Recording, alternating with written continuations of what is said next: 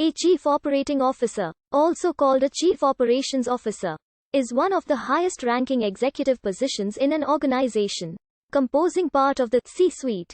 The COO is usually the second in command at the firm, especially if the highest-ranking executive is the chairperson and CEO.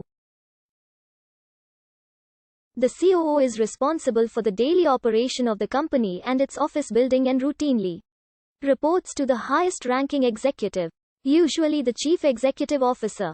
Unlike other C-suite positions, which tend to be defined according to commonly designated responsibilities across most companies, a COO's job tends to be defined in relation to the specific CEO with whom they work, given the close working relationship of these two individuals. The selection of a COO is similar in many ways to the selection of a vice president or chief of staff of the United States. Power and responsibility structures vary in government and private regimes depending on the style and needs of the president or CEO. Thus, the COO role meets individual expectations and changes as leadership teams adjust. The COO position is common in firms that are operationally intensive, such as airline and automotive industries. In a similar vein to the COO, the title of corporate president as a separate position is also loosely defined. The president is usually the legally recognized highest rank of corporate officer, ranking above the various vice presidents, but on its own generally considered subordinate, in practice, to the CEO. Lloyd A. Reeves was president of General Motors from 1990 to 1992. As the right-hand man of chairman and CEO Robert C. Stemple insisted on naming Reeves as company president in charge of North American operations. The board reluctantly agreed but showed their displeasure by not giving Reeves the title of COO. Richard D. Parsons was number 2 in the company hierarchy during his tenure as president of Time Warner from 1995 to 2001. But he had no authority over the operating divisions, and instead took on assignments at the behest of chairman and CEO Gerald Levin. Michael Capellas was appointed president of Hewlett-Packard in order to ease its acquisition and integration of Compaq, where Capellas was previously chairman and CEO.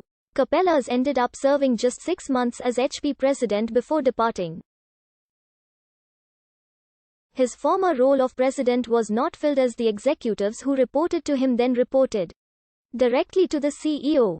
In 2007, the investment banking firms of Bear Stearns and Morgan Stanley each had 2 presidents overseeing half of the firm's business divisions. Schwartz became sole president of Bear after Spector was ousted, and several months later assumed the position of CEO as well when James Cain was forced to resign.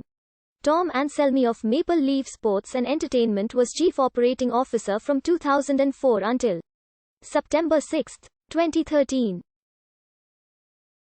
Between the departure of Richard Petty and the hiring of Tim Lewicki for the posts of President and CEO, Anselmi added the title of President from September 4, 2012, to June 30, 2013. However, he remained COO and did not receive the title of CEO.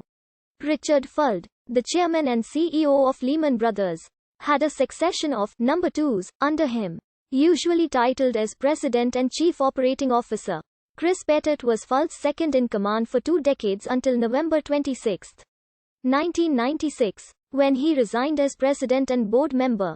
Pettit lost a power struggle with his deputies on March 15 that year that caused him to relinquish its COO title, likely brought about after the 3 men found about Pettit's extramarital affairs, which violated Fuld's unwritten rules on marriage and social etiquette. Bradley Jack and Joseph M.